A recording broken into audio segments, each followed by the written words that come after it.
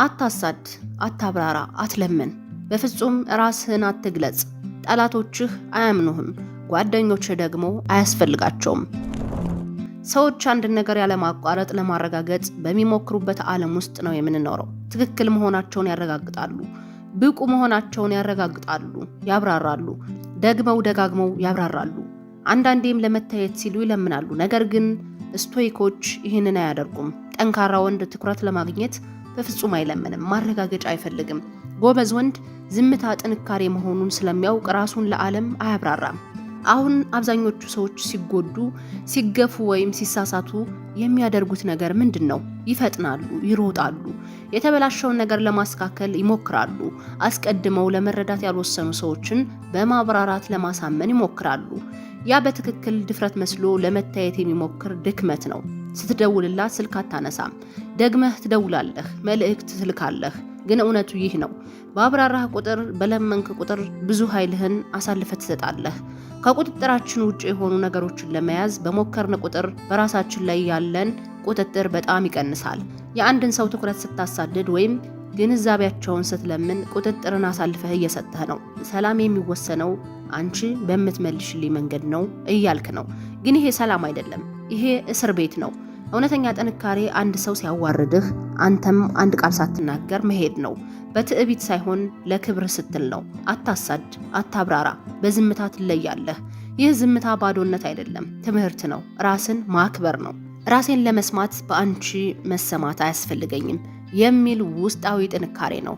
ዝምታ የስቶይክ ልዕለ ኃይል የሆነበት 6 ምክንያቶች አሉ እና ይህን የሚለማመዱ ሰዎች ፈጽመው የማያሳድዱ፣ የማይለምኑ ወይም ራሳቸውን የማያብራሩ ሰዎች ናቸው። ዝምታዬ ኃይሌ ነው ብላችሁ እስኪ ኮሜንት ላይ ጻፉልኝ። አንደኛውና የመጀመሪያው ዝምታ የአንተ አለመኖር እንዲሰማት ያደርጋታል። የሆነ እንግዳ ነገር አስተውለህ ታውቃለህ? ራስህን ማስረዳት ስታቆም፣ ማሳደድ ስታቆም ሰዎች በድንገት ማሰብ ይጀምራሉ። ያ የዝምታ ተቃርኖ ነው። አይገፋፋትም፣ ይስባታል። አሁን ለመጨረሻ ጊዜ የተጎዳችሁበትን ጊዜ አስቡ። ምናልባት ችላ ብላህ ይሆናል፣ አዋርዳህ ይሆናል። ውስጣዊ ስሜትህ ምናልባት የሆነ ነገር ተናገር፣ ተከላከል፣ ዋጋህን አስጠብቅ ብሎ ይጮህ ይሆናል። ነገር ግን ጉዳዩ ይህ ነው። ማብራራት ሲበዛ ብዙ አትሰሙም። ብዙ ስታወሩ ቃላቶች ዋጋቸውን ያጣሉ። ነገር ግን ዝም ስትሉ በድንገት አለመኖራችሁን ከመኖራችሁ የበለጠ ታስተውላላችሁ። ዝምታህን የማይረዳ ሰው ቃላትህን ምናልባትም አይረዳም ይባላል። ዝምታ ከጩኸት በላይ ሰዎችን ምቾት እንዲሰማ ያደርጋል። ያ ዝምታ ከኢጎ አይመጣም፣ ከግልጽነት ይመጣል። ስለዚህ ዝም ትላለህ እና በዚህ ዝምታ አንድ ጊዜ የሰጠኸውን ሁሉንም ኃይልህን መልሰህ ትወስዳለህ። ራስህን በማይረዱ ሰዎች ለመረዳት መሞከርህን ታቆማለህ። አንዳንድ ቁስሎች በዝምታ ስለሚፈወሱ በንግግር ለመፈወስ መሞከርህን ታቆማለህ። አዎ፣ ምቾት አይሰጥም። ምክንያቱም ዝምታ ያስቆጣል፣ ግራ ያጋባቸዋል። ለምን ምላሽ አይሰጥም? ለምን አልመለሰም? ግድ መስጠት አቁሟል የሚሉ ጥያቄዎች እንዲጠይቁ ያደርጋቸዋል። ያኔ ነው ኃይሉ የሚቀየረው። ምክንያቱም ዝምታ ችላ ሊባል የማይችል አንድ እውነትን ይናገራል። ከእንግዲህ ማብራሪያ አትሰጣትም። ሁለተኛው፣ ዝም ስትል እውነትን በበለጠ ድምፅ ትሰማለህ። ዓለም ጫጫታ ነው፣ ነገር ግን ዝምታ እንድታዳምጥ ይረዳሃል። ሌሎችን ሳይሆን ራስህን። በልብ ስብራት፣ ክህደት ወይም ግራ መጋባት ወቅት አብዛኞቹ ሰዎች ምክር፣ ማረጋገጫ ወይም ጊዜያዊ ስሜት ማስተካከያ ለማግኘት ወደ ሌሎች ይሮጣሉ። ለ5 ጓደኞቻቸው ይደውላሉ። በማህበራዊ ሚዲያ ላይ ያለማቋረጥ ይጽፋሉ። የጎዳቸውን ሰው እንዲያያቸው ይታገላሉ። ነገር ግን ጀግና ወንድ ሙሉ በሙሉ የተለየ ነገር ያደርጋል። ዝም ይላል። ህመም ስለማይሰማው ሳይሆን እውነተኛ መልሶች ከጩኸት እንደማይመጡ ስለሚያውቅ ነው። ከማሰላሰል ነው የሚመጡት። ሙሉ በሙሉ ዝም ስትል አእምሮህ ይረጋጋል እና አእምሮህ ሲረጋጋ እውነት ወደ ላይ ይወጣል። ዝምታ ስሜትህን ከእሴቶች ለመለየት ቦታ ይሰጥሃል። ምክንያቱም ስትጎዳ ስሜቶችህ አሳዳት፣ ራስህን አስረዳ፣ ዋጋህን አረጋግጥ ብለው ይጮሃሉ። ነገር ግን ዝም ስትል እሴቶችህ ክብርህን ጠብቅ፣ ሰላምህን ጠብቅ፣ ትሂድ፣ ልቀቃት ብለው በሹክሹክታ ይናገራሉ። ዘመናዊ ማህበረሰብ ግን ተቃራኒውን ያስተምራል። ሐሳብህን ተናገር፣ ስሜትህን ንገራት፣ ማንም እንዲያዋርድ አትፍቀድ ይልሃል። ግን አብዛኞቹ ሰዎች የሚያመልጣቸው ይህ ነው። በበለጠ ድምፅ ምላሽ በመስጠት ክብርን አታገኝም። በዝምታ በመረጋጋት ክብርን ታገኛለህ። በዝምታ መጠን ሰዎች ራሳቸውን የበለጠ ይገልጻሉ፣ ድርጊቶቻቸውን ያሳያሉ። ግልጽነት ለማግኘት መለመን አያስፈልግም። እውነት በመረጋጋት ውስጥ ይወጣል እና ከሁሉም በላይ ደግሞ ለህይወት ምላሽ መስጠት አቁመህ በዓላማ ምላሽ መስጠት ትጀምራለህ። ዝምታ ባርነት አይደለም፣ ትኩረት የሚሰጥ ነው። እሱ ዓላማ ያለው ነው። አብዛኞቹ ሰዎች ፈጽሞ የማያልፉበት የውስጥ ጥበብ በር ነው። ስለዚህ እርግጠኛ ካልሆንክ፣ ከተጨናነቅ፣ ስሜቶች ከደበዘዙ አትስራ፣ ዝም በል። መልሱ ውጭ አይደለም ውስጥ ነው እና በዝምታ ትሰማዋለህ። ሶስተኛው ችላ ያለችን መለመን ራስህን መካድ ነው። ብዙ ሰዎች ፈጽሞ የማያምኑትን ነገር እንነጋገር። መለመን ብዙ ጊዜ በብዙ ህመም ያበቃል፣ በሰላም አይደለም። ሁላችንም እንጓጓለን። ያ የመጨረሻ ማብራሪያ፣ ያ አንድ እውነተኛ ውይይት ሙሉ የሚሰማው በመጨረሻ ነው። ግን እውነቱ ይህ ነው። አንድ ሰው በእውነት ግድ ቢለው ኑሮ መዘጋትን መለመን አያስፈልገውም ነበር። በአክብሮት ይሰጡህ ነበረ እና ካልሰጡህ የአንተ ዝምታ መዝጋት ነው። ህመሙ እውነት ነው። ነገር ግን ለምን እንደጎዱህ እንዲያብራሩልህ መፈለግ አቁም።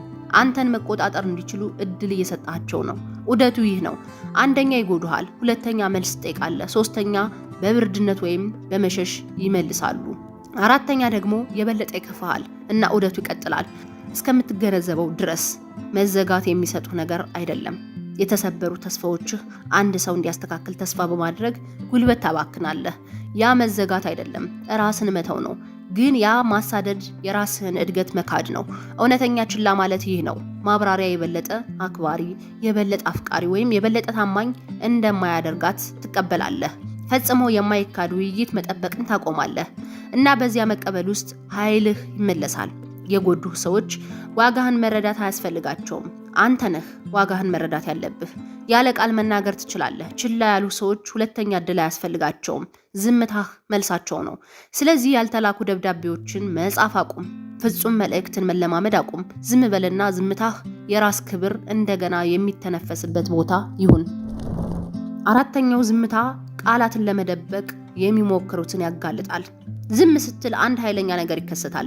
ጭምብሎቹ ይወድቃሉ። ቃላቱ ውብ ነገር ሊሆኑ ይችላሉ፣ ግን አታላይም ሊሆኑ ይችላሉ። ሰዎች ትክክል የሚመስለውን ይናገራሉ፣ መስማት የሚፈልጉትን ይናገራሉ። ማብራሪያዎችን፣ ማስረጃዎችን፣ ይቅርታዎችን ይጠቀማሉ። ግን ዝምታ አይዋሽም። የምትሰራው ነገር በጣም ስለሚጮህ የምትናገረውን መስማት አልችልም ይባላል እና የአንድ ሰው ባህሪ ለማየት ከሁሉ የተሻለው መንገድ ማውራት አቁሞ መመልከት ነው። ምክንያቱም ዝምታ ባርነት አይደለም፣ ታዛቢ ነው። ራስህን ማስረዳት ስታቆም ሰዎች እውነተኛ ባህሪያቸውን እንዲገልጹ እድል ትሰጣቸዋለህ እና መነኝ ያደርጉታል። በእውነት የሚያከብር ሰው መኖርህን ናፍቆ በእውነት ይደርስብሃል። ያጭበረበረ ሰው ይናደዳል ወይም ይደናገራል፣ ስህተት ስለሰራ ሳይሆን ቁጥጥር ስላጣ። አብዛኞቹ ሰዎች የማያውቁት ይህን ነው። ቃላት ቅዠትን መፍጠር ይችላሉ። ዝምታ እውነትን ይገልጻል። እነሱን መጋፈጥ አያስፈልግም። እነሱን መፈተሽ አያስፈልግም። ቃላትህን አንስተህ ተመልከት። ዝም ስትል ማን እንደሚመጣ ተመልከት። መስጠት ስታቆም ማን እንደሚጠፋ ተመልከት። ከአንተ ምላሽ ማግኘት ሲያቅታቸው እነማን እንደሚበሳጩ ተመልከት። የእውነት ጭካኔ የተሞላበት ነው፣ ግን አስፈላጊ ነው። አንዳንድ ጊዜ ዝምታ ከሺህ ግጭቶች በላይ ይጎዳል። ምክንያቱም ሰዎች ቃላትን ሊያባርሩ ይችላሉ፣ ግን አለመኖርህን ሊያባርሩት አይችሉም። አስተያየትህን ሊከራከሩ ይችላሉ፣ ግን መረጋጋትህን ሊከራከሩ አይችሉም። ዝም ስትል ቅዠታቸውን መመገብ ታቆማለህ። ስሜታዊ ጨዋታቸውን መጫወት ታቆማለህ። ቃላቶቻቸው ከድርጊቶች በላይ ትርጉም አላቸው ብለህ ማስመሰል ታቆማለህ እና የዚህ አይነት ዝምታ ግልጽነትን ያመጣልሃል። ከቃላት በላይ ስርዓቶችን ማመን ትጀምራለህ። ከማብራሪያ በላይ ጉልበትን ማመን ትጀምራለህ። የተነገረውን ሳይሆን እውነተኛውን ነገር ማድነቅ ትጀምራለህ።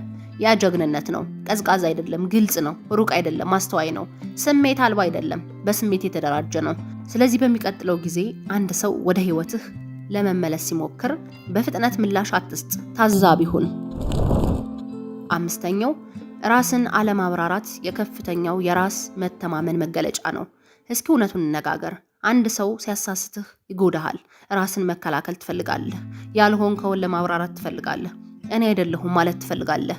በየጊዜው ያንተን ዋጋ፣ መልካምነት ወይም ታማኝነት ለአንድ ሰው ለማሳመን ስትሞክር ውስን ጊዜህንና ጉልበትህን በሌላ ሰው ፍርድ ላይ እያባከንክ ነው።